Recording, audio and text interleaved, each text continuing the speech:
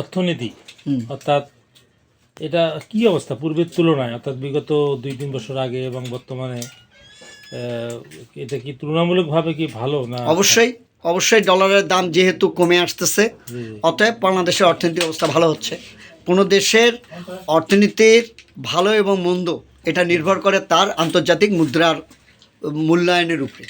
তা যেহেতু বাংলাদেশের অর্থনীতিতে ডলারের মূল্য মানে ডলারের দাম আর বাড়তেছে না, তার মানে আমাদের দেশের অর্থনীতি স্টেবল আছে এবং বাড়তেছে না মানেই লাভবান হচ্ছে, মানে অর্থনীতি উন্নতি হচ্ছে। কারণ কোনো জিনিস স্টেবল থাকে না, যদি একটা স্টেবল থাকে আর একটা সাইডে তারা ডেভেলপ হয়। মানে ডলারের দাম যদি না বাড়ে তার মানে বাংলাদেশ দিন দিন উন্নতি হচ্ছে, মানে ফ্লাকচুয়েট হবে, হয় ডলারের দাম বাড়বে না হলে অর্থের দাম, ডলারের দাম বাড়বে অথবা কমবে।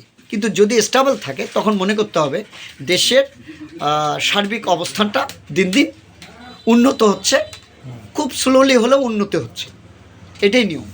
যেমন আপনি সারাদিনে বললেন যে আমি একটা ব্যবসার দোকানে খুলছি, আমার কোনো লস হয়নি, বিক্রি হয়নি, কিছু হয়নি, আমার লস হয়নি, আসলে তা না। আপনার ওখানে ইলেকট্রিক বিল খরচ হচ্ছে, দোকানের একটা ভাড়া আছে, একটা সিকিউরিটি আছে, সবগুলো অর্থনীতির উপরে আপনার একটা শ্রম আছে। এই লসটাকে আমরা ধরি না, তার মানে আপনি অলরেডি ওই দিনের জন্য ক্ষতিগ্রস্ত হলেন। কিন্তু যদি আপনার ইনকাম হয় 1 টাকা হলেও বিষয়, তখন আপনার ব্যবসাটার উন্নতি হবে। তা যেহেতু আমার অর্থনীতি দিক থেকে ডলারটা হচ্ছে সারা ওয়ার্ল্ডের মেইন অর্থ, প্রথমেই রাষ্ট্রের দেখতে হবে প্রথম যে ডলারের মূল্য বাড়লো না। একটা পরিবর্তন যে পূর্বে 1 বছর আগে বা তারও আগে ডলারের দাম কম ছিল এবং বর্তমানে বাংলাদেশে এটা সহনীয় এবং উন্নয়নের দিকে আর কি। এখানে রাজনৈতিক কোনো প্রেক্ষাপট কাজ করে কিনা? না, আমি রাজনৈতিক ব্যাপারটা আমি রাজনীতিবিদ না, আমি রাজনীতি ব্যাপারটা বুঝি না। আমি একটা বুঝি যে পানি যদি কোনোভাবেই নড়ে, যেহেতু 1 বছর আগে বললেন যে ডলারের দাম মানে কম ছিল, বেশি ছিল, বর্তমানে কম, মানে স্টেবল আছে, কম বেশি না। তখন তো অন্য এক মানে পার্সন দেশটা চালাতো, বর্তমানে তো কে যে চালাক পার্সন পরিবর্তন না, যে চালাক এখানে পার্সন পরিবর্তনের কোনো ভূমিকা আছে? না, আমি দেখব যে এই পরিবর্তনটা কি না, বিগত সরকার এন্ড অর্থাৎ লাস্ট মুহূর্তে যখন চলে যায় তখন ডলারের দাম কি ছিল আর বর্তমানে ডলারের দাম কত, এর উপরে ভিত্তি করে আপনি বুঝতে পারবেন। আর ওই সরকারের সময় রাষ্ট্রের ঋণ কত ছিল, দুটো জিনিস, রাষ্ট্রের ঋণ এবং ডলারের মূল্য, এই দুটোকে যদি ওটা আগের আমলে যদি ঋণ বেশি থাকে, ডলারের মূল্য যদি বেশি থাকে, এই দুটোর মধ্যে পার্থক্যের উপরে ভিত্তি করে বুঝতে হবে যে আমাদের দেশের উন্নতি হয়েছে না অবনতি হয়েছে। তাহলে বর্তমানে বাংলাদেশের তো ঋণ কমে গেছে না বাড়ছে আরো? আমার ঠিক এই মুহূর্তে জানা নাই, তবে কিস্তিগুলো যেহেতু দিচ্ছে তাহলে মনে হয় যে অবশ্যই কিস্তি দিলে তো কমে আসবে। জানি না, এখন নতুন করে ঋণও নিতে পারে, কিন্তু আমার এটার মেইন জিনিসটা হচ্ছে এখন আমি দেখতেছি যে অবশ্যই তারা ঋণ শোধ করছে, নাহলে ডলারের দাম বাড়তেছে না। তো অর্থনীতি দেশের ধস নামছে এর জন্য কি কোনো সরকার দায়ী, দলীয় সরকার? না, অর্থনৈতিক ধস এটা হচ্ছে একটা প্রেক্ষাপট, একটা চেইন অফ কমান্ড একটা ছিল। হঠাৎ করে যদি একজন বাড়ির যদি কর্তা মারা যায় বা সরে যায়, তখন ওই বাড়িতে ওই দিন থেকে তার আর একটা নতুন পরিবর্তন আসে। সেই পরিবর্তনে হয় তার পরিবারটা নিচের দিকে যাবে, নাহলে উপরের দিকে যাবে। কিন্তু এখানে দেখা গেল যে আমাদের নিচের দিকে যাওয়ার কোনো সম্ভাবনা দেখতেছি না। কারণ হচ্ছে সে অনেক দিন থেকেই মোটামুটিভাবে একটা স্টেবল আছে। এর মূল কারণটা হচ্ছে যে ওই পরিবারটা ঠিকমতো খরচ করে খেতে পারতেছে, অর্থাৎ খরচ করে খেতে পারতেছে মানে তার অর্থ আছে, আর অর্থ থাকা মানে তার যে ডলারের যে মূল্যকে, এটা আমি বুঝাতে চাইছি যে ডলারের মানে এখন যদি $1 সমান 150 টাকা হতো তাহলে বুঝতাম যে ওই পরিবারটা ক্ষতিগ্রস্ত হয়েছে। মানে কিন্তু যেহেতু ডলারের মূল্য হয় নাই, তাতে বুঝতে হবে যে ওই পরিবারের অর্থনৈতিক অবস্থানটা ভালো। বাংলার মানে ওই পরিবার যদি ভালো হয় তাহলে বাংলাদেশটা একটা পরিবার হলে বাংলাদেশের অবস্থা। আমরা স্থান পাত্র চিহ্নিত করবো না, পারিবারিকভাবে হলেও একটা ফ্যামিলি ভালো আছে অর্থনীতি থেকে কিছুটা। আর না মানে এখন সবচেয়ে বড় জিনিস কি, মানুষ কি চায়? মানুষ চায় স্বাধীনতা। আমরা তো গরু ছাগল না। এই স্বাধীনতা যে জিনিসটা আছে সেটা মানুষ পাইছে। স্বাধীনতা মানে যে কাপড় খুলে মানে একেবারে রাস্তা রাস্তা লাফে বেড়া সেটা না, মানে মোট কথা মানুষ আতঙ্ক। এই যে কি হয় কি হয় কি হয়, কি হবে, আমার কি হবে, কখন যে কোন বিপদে পড়ি, এই জিনিসটা অনেকটা মানুষের মানে ফ্রি হয়েছে।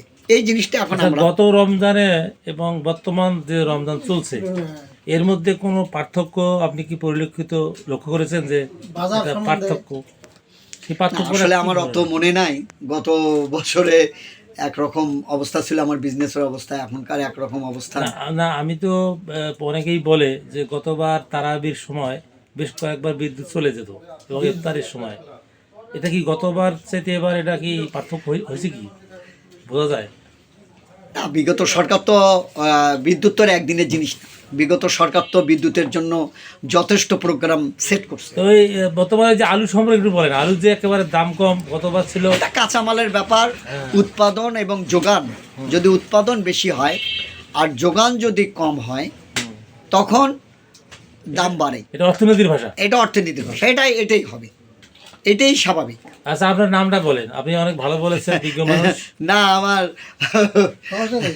হ্যাঁ, নামটা বলেন। আমার নাম হাসানুল হক চৌধুরী, জি প্রিন্স, বাসা কামাল কাসনা, রংপুর। জি।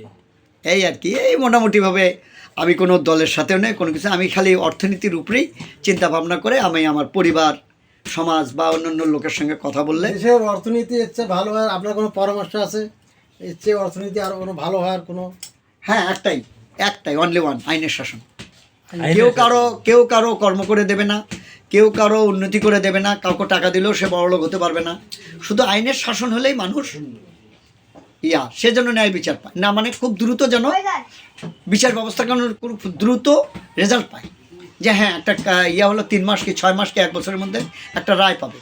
ভুল হোক আর শুদ্ধ হোক সে আপিল করবে, জি জি। তার উপরে যদি জুলুম হয়ে থাকে সে আপিল করবে, কিন্তু ওই সঙ্গে সঙ্গে সে ক্ষতিপূরণও পেয়ে যাবে।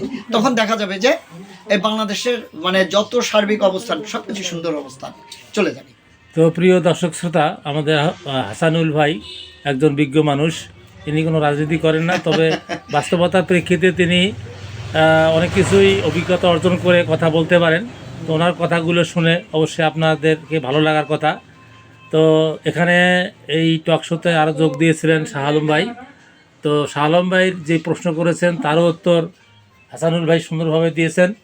তো আগামী আমাদের বাংলাদেশ যেন আরও উন্নতি করে এবং আমরা যেন আমাদের জীবনযাত্রার মান আরও উন্নত হয়, এই ভাবনা রেখে, এই আশা রেখে আজ এ পর্যন্তই।